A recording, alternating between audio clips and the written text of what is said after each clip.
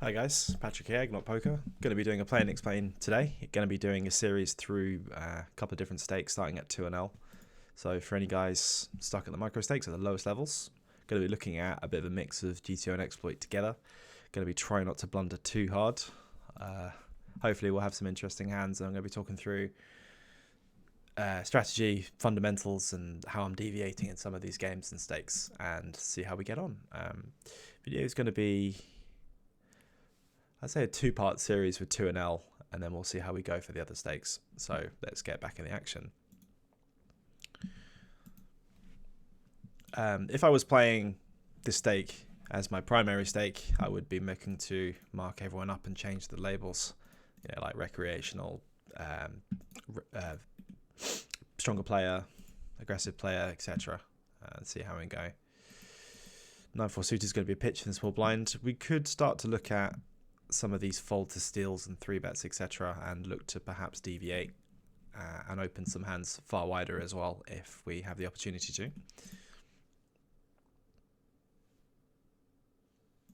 7-9 going to fold in the cutoff. We're going to be looking to open pretty wide. We're going to be probably opening somewhere like 25+% of hands, but we're not going to look to go too crazy. Going to be 3-betting the pocket kings. An exploit we do find sometimes if you've got aggressive players is you can flat here to induce some squeezes, but we're just going to start off with a nice simple 3-bet and see if we can get it in pre.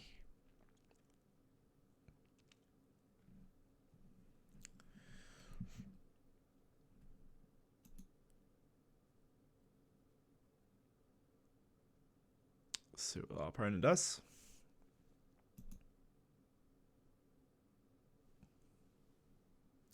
It's in the Eternal Tank.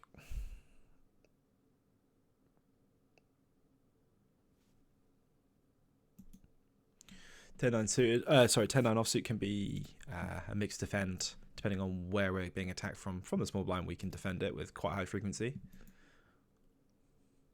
And 6-4 offsuit is going to be a fold. 10-9 offsuit is about cusp. It's a little bit trashy, but can be technically open in the small blind. I'm not going to ISO a limper with it though in the small blind. Ace King. I'm going to just open 2.5x from the cutoff on the button, and 3x from the small blind, and 2x from the under the gun and the hijack.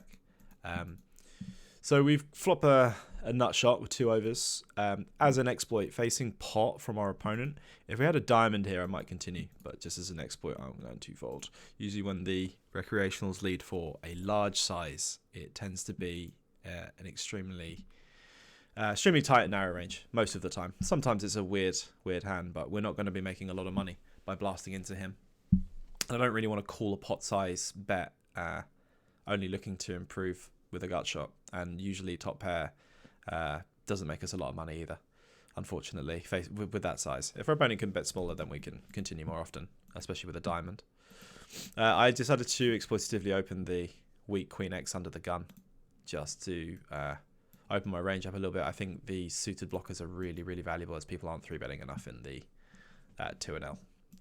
5-7 offsuit, we can mix between a check. We can 3x or 5x. We'll go with 3x this time. Generally, when your small blind is limping, you want to mix between check, 3x, and 5x, depending on your rolls. So we flop a gut shot with a king. We've got quite a good range advantage as the aggressor. Dare I say range advantage, at least more of a nut advantage. We don't open a lot of 3 and 4x, but we do have a gut shot, blocking some of the villains continues. We've got a club, and we're representing a good hand. I think I would like a bet around 40 or 50% or check. Go for half pot this time. Looking to try and fold out some hands like 9-10, a7 offsuit that may not call at this level, things like that. And then we can look to double and triple barrel a lot of hands and a lot of turn and river cards. Folding the 8-5, Jack 6. I would say in general the you can be, if in terms of RFI raising first in, I would suggest always take the more aggressive route, honestly. This is quite nice because we're blocking Queen X, like Queen Jack and Queen 10 with this combo, and we have backdoor straight draw as well. I think multi-way I would prefer to bet 40% or check. I'm going to go with the 40% this time. I think this is a good hand to blast. I'm going to take exploitatively. I'd prefer to have a spade in my hand, but just having Jack High here, I can start attacking a lot of turns and rivers with his like pocket fours, pocket fives, and floats. So I'm going to size up on the turn.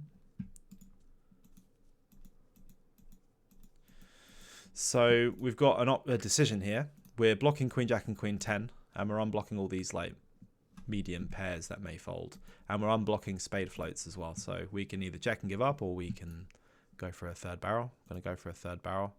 I think about 75% will do the trick versus a hand like pocket fives, pocket sixes, etc. And we still unfortunately get called. That's okay. But we're picking decent cards for removal. We're blocking Queen Jack, blocking Queen 10. We're unblocking spades.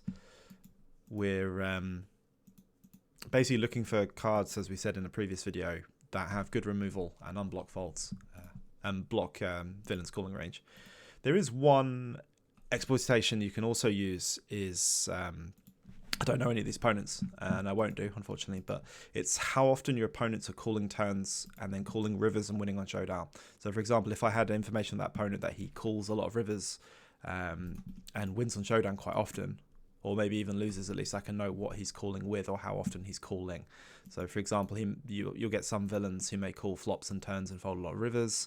You may get villains who never fold rivers. It completely varies. Like a hand like as strong as pocket 10s there that didn't 3-bet pre, in this population should fold, but generally fundamentally should call in terms of hand strength. But I think on the river versus large size would mix some folds as well.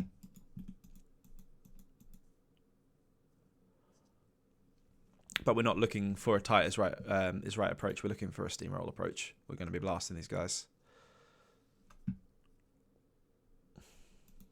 Folding the Jack 5 off even to min open. 8-9, I'm just going to open a lot, pretty wide in the small blind, I think, at this level. Not calling to any open for anyone else. Just don't expect much aggression, and I don't expect a lot of loose peels either. I expect to just be able to take it down a lot post-flop. With a hand as weak as 9 high on an ace-x board, we've got a lot of hands like pocket aces, ace king, ace queen, ace jack, pocket 10s, ace 10, etc. We have quite a lot of good hands here. We are still very wide in the small blind, but we have a decent nut edge, and we've got a hand that's very low in our range. We've got 9 high here, so I don't mind going for a bet.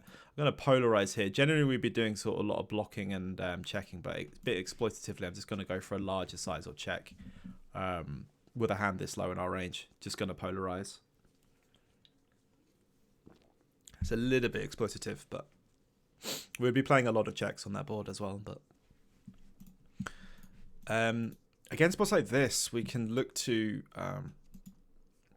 I'd prefer to have a suited ace, but just having an ace blocker in general in position is enough for me to go for it. So we're gonna size up a bit and attack on the button as well. We're looking just to 3-bet a lot of ace x, suited king x, etc. Just to try and take it down pre, as people are going to have a high fold to 3-bet. This is a board that's really good for us. So we block pocket 4s. We've got backdoor nut flush draw. 2 backdoor straight draws technically, or 1, sorry. And we're blocking ace king, which is really good. So this is going to be a bet shove line.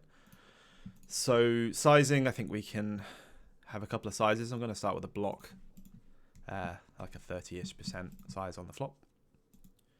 We take it down, which is nice. Again, we are sailing. We are 3-betting really wide and wider than fundamentally supposed to, but it's irrelevant. It's being able to take the blinds, the dead money out there against populations who are overfolding is really nice, especially when we're in position. King D suited was strong enough to defend against a 2.5. I think it's a low 3-bet. Going to be looking to defend against the UTG ranges rather than 3-bet them too wide, even though this would be nice in a polarized bluffing range. But I think we can make a lot of money profitably post-flop by keeping the pot small as well. Flop trick kings, which is nice. Obviously, we're still losing to a decent amount of hands, but then we're obviously beating a lot of them as well. This hand's not going to be strong enough to raise. I don't ever have quad kings. I sometimes have pocket queens. I absolutely have king queen, and I can have some ace king, but our opponent's going to have the equilibrium of the better hands. We're looking to check turn, to call. Versus snap check, our hand was exceptionally good on the turn. The river's interesting because he's going to have some 10x. He's going to river some ace x as well, like ace jack, ace 10, ace queen. Question is, what can we do here? I think exploitatively what I'm going to do is I'm just going to bet one big blind, and this is purely exploit. So the times he has a hand like ace jack, he's just going to call. If he wants to value bet a worse hand, fish generally, this is against like a micro stakes population, they're generally going to bet like the wrong sizes, so you're better off betting and folding than you are checking and being faced with a larger price versus opponent. Don't expect to get binned. Like really, like this guy will have a lot of backdoor flushes. He'll have a lot of 10x to raise with.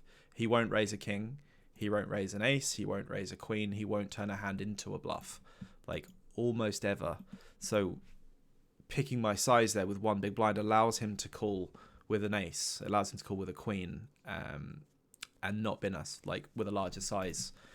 If he wants to bet a hand like an ace, for example, which fish sometimes do, they might take a larger size, which puts more pressure on us. So, and we don't really want to just call with our hand at this level, unfortunately.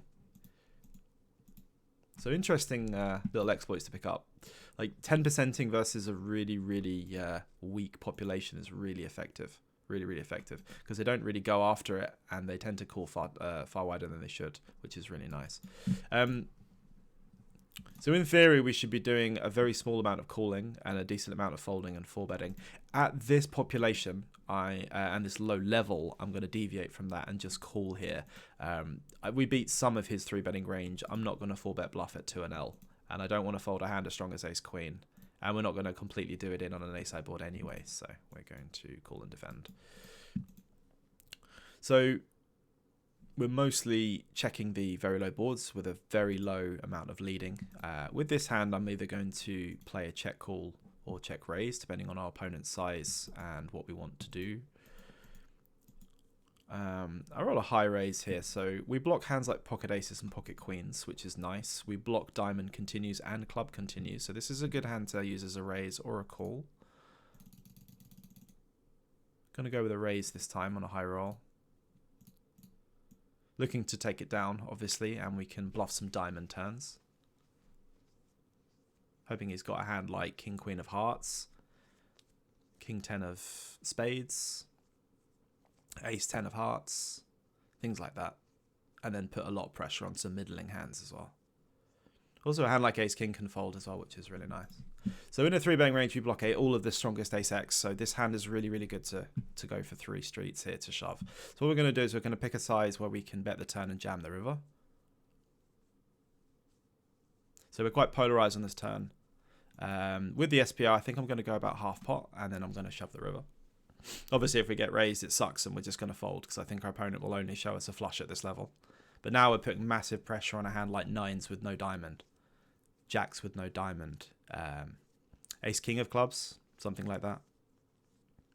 And then we'll follow this up with a river shove as well. And of course, we've got all the nut flushes and king high flushes, etc. as well. It's not thrilled with the fact that there's only a half pot SPR, but we are still repping a flush, and we're going to look to try and fold out a hand like pocket 10s, pocket 9s, etc. We're all in. I don't know if this works at this level, but we'll go with it. No, it doesn't.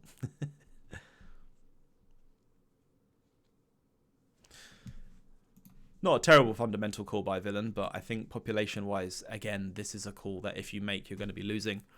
Probably 9 to 10 times out of 10, I would think at this level. I'm really surprised he actually bet called the turn and then called off the river shove. That's quite surprising. He actually loses to a lot of other hands as well, which is quite funny.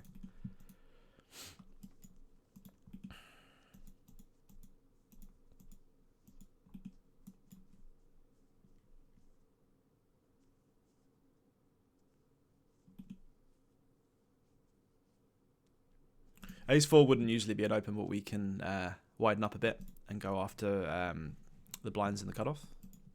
Meant to 2.5x here, not really the biggest issue, but and these are just nice easy hands to fold if we get through bet.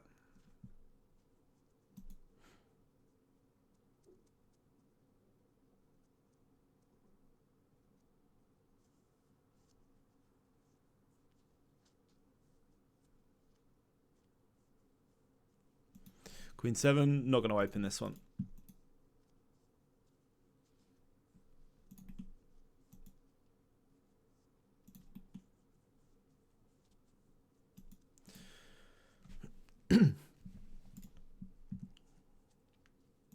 We can look to defend the 10-9 in the big blind, especially against a 2x open. We can actually 3-bet this as well. We're going to 3-bet this time. Generally about 3.5 to 4x in positions. Nice.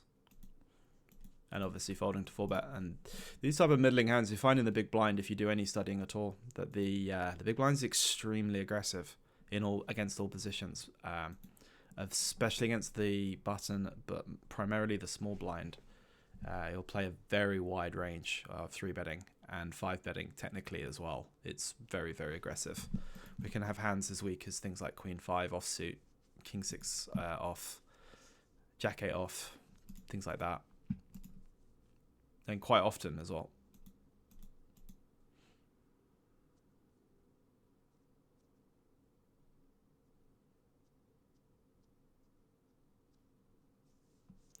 Ace 9 off, Ace 10 off, we would start mixing in some 3-bets against the cutoff. I think Ace 9's a little bit too weak.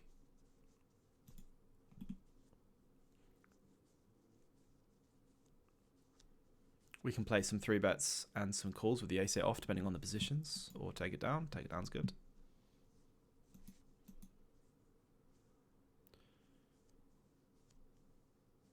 Generally, I won't be 3-betting an offsuit ace against a single razor. I might squeeze it like we did previously, but I won't be looking to attack a single opponent in any position. But we can absolutely open it.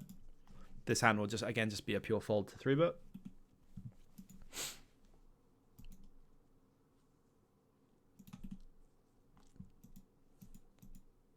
Ace 9's a little bit loose again under the gun. We're looking about Ace 10 off.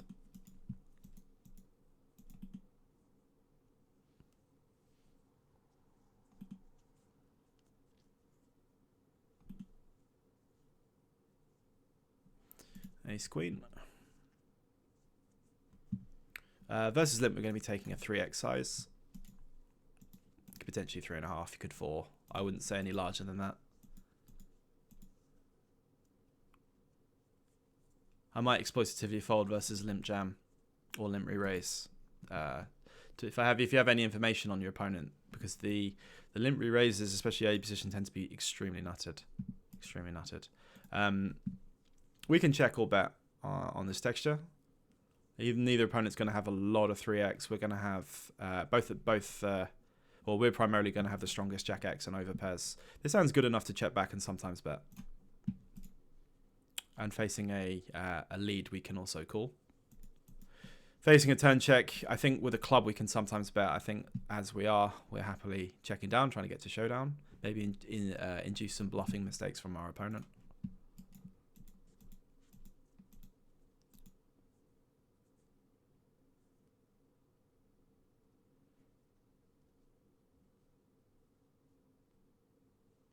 Facing check, the question is, can we get any value out of this hand?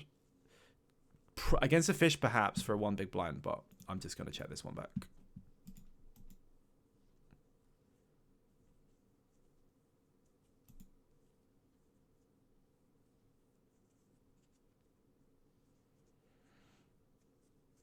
I'm going to defend this against a min open. Against a 2.5, 2.3, 3x, etc. we wouldn't. This is, again, extremely cuspy. This is kind of like lowest, if not 9, 10. But against a direct min open and a recreational, we can try and make this profitable. We're not going to be leading or check raising super wide against a rec, so we're just going to be check folding. Facing a snap check back, I'm kind of hoping this guy's got a lot of natural linear ace x, king x, queen x, etc. So we're going to look just to attack the turn and bluff some decent rivers. If he's got a hand like king queen, he's going to fold. If he's got some ace x, he'll call and then fold rivers. We don't have to go too huge because we're just trying to target a hand like king queen of clubs, for example. We're over bluffing again, but we don't mind. This is a good spot to attack. So the jack is only bad if he's got a hand like jack x of hearts or like ace jack. Apart from that, he's going to have a lot of other ace x, etc. that cannot call. And we unblock hearts, which is also really good. So again, we're just going to go for a 2/3 size and just attack that range. You could even potentially block, but I don't want him to be enticed into calling with ace high. The raise is interesting. I think if this guy's checking back and calling, he's not going to turn a hand like ace 10 of hearts into a bluff. So he's going to fold and assume he's got something like ace jack.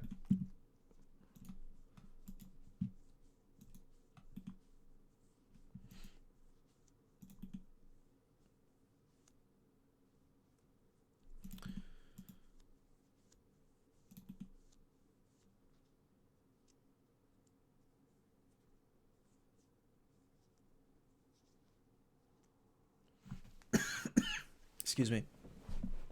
I decided not to have any music on this one because I apologise if anyone's finding it a bit slow. This one I wanted to be purely educational and just talking through all the hands in detail. I think what we'll find in this video, which will be interesting, is we're probably going to take down a shit ton of blinds, and we're going to take an absolute ridiculous amount of dead money pre-flop and post-flop, and we're going to get a lot of straggly folds by the end of by rivers. I'm quite shocked actually that we've already been called in a couple of spots, especially with the nines actually. I didn't think this population would find any river calls as wide as that. I might be wrong. Thing to note is if you play these stakes and you have players who do call, I'm not saying that was a bad call. It's a bit of a loose call, but it can absolutely be a fundamental call, nines of the diamond, because it blocks my bluffs. But the thing is, that technically speaking, at these levels, your populations aren't going to be finding check raise blocker bluffs into blocker turn bets and then river jams. So you shouldn't really be calling it as a population thing. But if you do find people calling you there, it's really, really good to note them and just say, look, this guy's called down with this. Don't bluff this guy with blockers, for example. This guy's going to call quite wide, and then make sure when you do have it that you absolutely go big against them and get the call for value. So it's something you can mark and note for future play. But genuinely, I think it's going to work a lot, and you're going to make quite a lot of money by taking those pots down by the river. So this is an interesting one versus a cold call in the small blind as we've 3-bet the hijack open. I think the small blind's going to have a lot of pocket pairs and a lot of nutted Broadway. We unblock hearts and diamonds, so these are a lot of like king jack suited, king queen suited, ace 10 suited of diamonds, and hearts are going to continue. I like checking back here with second pair, and then especially in position, and then playing some turns. So we'll see how our opponents play. Our hand itself blocks hands like eights. It blocks, it unblocks all the diamonds. It unblocks 10 jack, queen 10, 7, 8, 6, 7. 6, 7, etc. This hand's absolutely good enough to go for some turn value. I'm going to pick a 60% or check size. So we're just sizing up. Obviously, we can be beat by a hand like pocket 10s or some 9x, but I think this is good enough to get some value on the turn. At this level, I'm going to be folding to any check raise aggression. Even if our villain's going to have a hand like, queen 10 with a diamond, I don't think they're going to find that at this level. So we're looking to get called by things like 10 jack, 6, 7, some diamond combos, things like that. So this is a spicy river, so everything comes in, unfortunately. Straights get there, diamonds get there. We don't get any value, and we're not looking to turn our hand into a bluff. We're just hoping our opponent has a worse 8, pocket 7s, something like that. There you go, pocket 7s. Actually won a hand, so there you go, finally.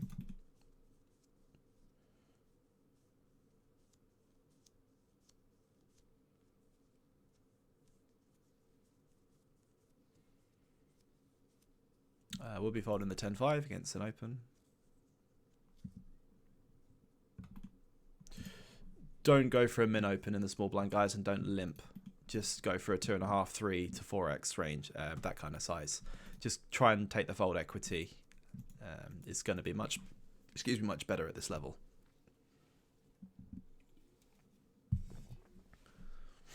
Pocket jacks. In versus limp, we can go for a 3, 3.5, 4. Doesn't matter. We'll go 3.5 this time. It's just enough where it's not too small where he can't fold, but it's not too big where we put a lot of money in with the weaker parts of our range with people behind. And also there are some limp re-raising going on as well. Interesting board. We can look to check raise this. We can look to bet. I don't mind either, to be honest. So I'm going to start with a check this time. I'm not doing it for balance and deception. I just think I can get some check raises in on this board texture. I think villains will bluff this board a decent amount. And I think also the limping range will connect to this. I think he would have bet a 6. I think he may have checked back a hand like with a 5 in it, but we're just going to bet for a little bit of value and protection. Get value from some flush draws and ace highs, etc. I'm going to pick a roughly 2/3 sizing. We would realistically be large betting or over betting this turn, in theory, as we're basically repping strong pairs, strong flush draws, and that's it really, nothing else. We wouldn't be randomly barreling this with too many non-diamond combo hands. Not to get too technical. Queen 9 would usually be a fold in the cutoff when we'd be opening things like 9, 10, 10, 9, Jack 9, King 9, because they play better if we would open them at all. I'm going to be looking to open really wide in the cutoff, so again, I'm pressing the wrong hotkey, and this should be 2.5x really, just to bump up that little bit more fold equity against the blinds.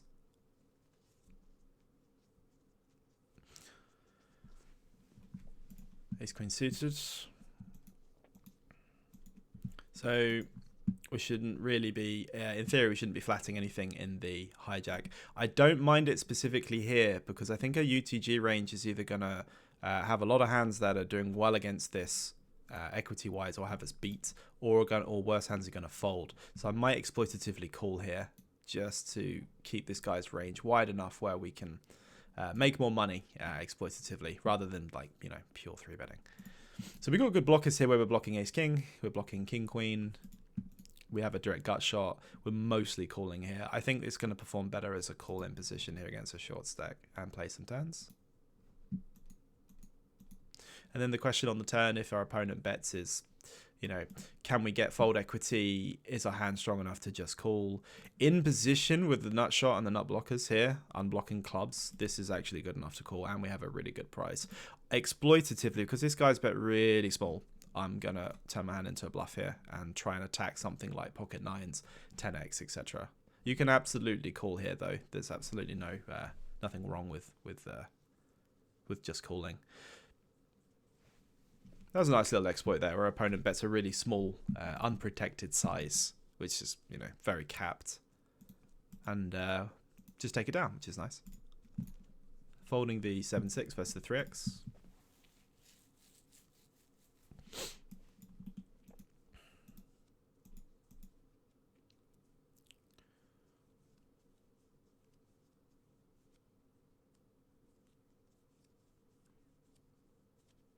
Queen Jack, good enough for an open.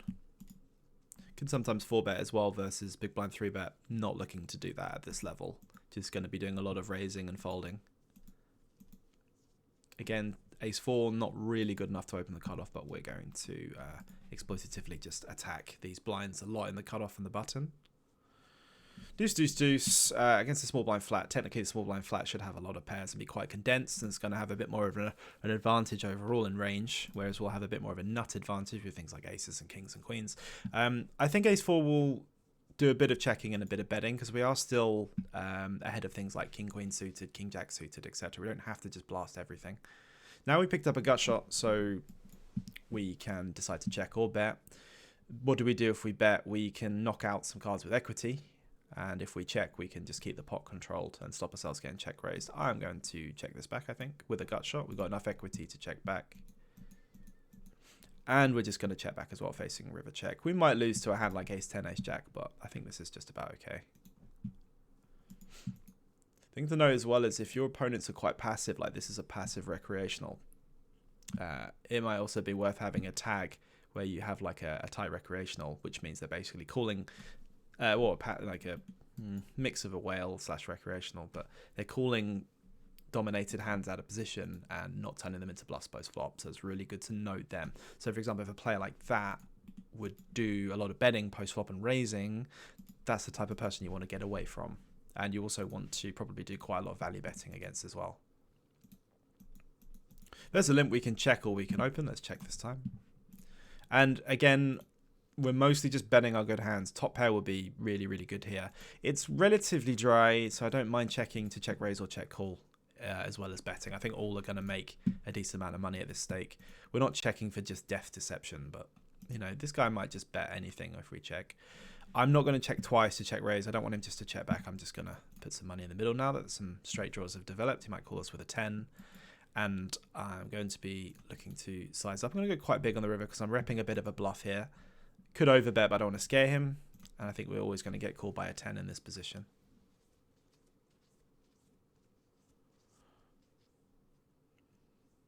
Again, this is purely exploitative against recreational players. 5-7 not strong enough to open the small blind. Pocket threes. So with the low pocket pairs, generally in the earlier and mid positions, they don't open that wide. They don't often that often. It's usually like pocket sixes and above on the UTG, and then it gets wider as you move on. Pocket threes will be a mixed open in the cutoff. I'm not going to use it as a 3-bet at this level. I would much prefer just to have blockers if I'm going to 3-bet people with low pocket pairs, because they perform better, I think.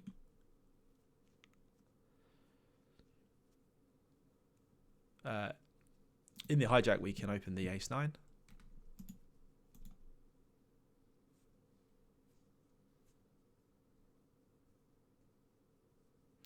A9 suited is a bit too low generally, but we've got recreationals all over the place, so we're just going to be looking to open and try and make some money. If we get 3-bet, we will call this one. Generally, as a rule of thumb, if you, I mean, okay, yeah, this is not supposed to be an open, but if you open low to mid connectors in the earlier positions, they're very low rolls, which means when you do open them, you most of the time call the 3-bet.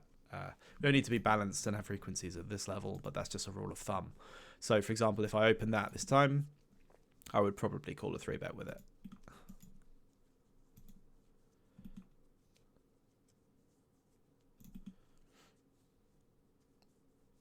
So I'm going to pause this now, and we'll go into part 2.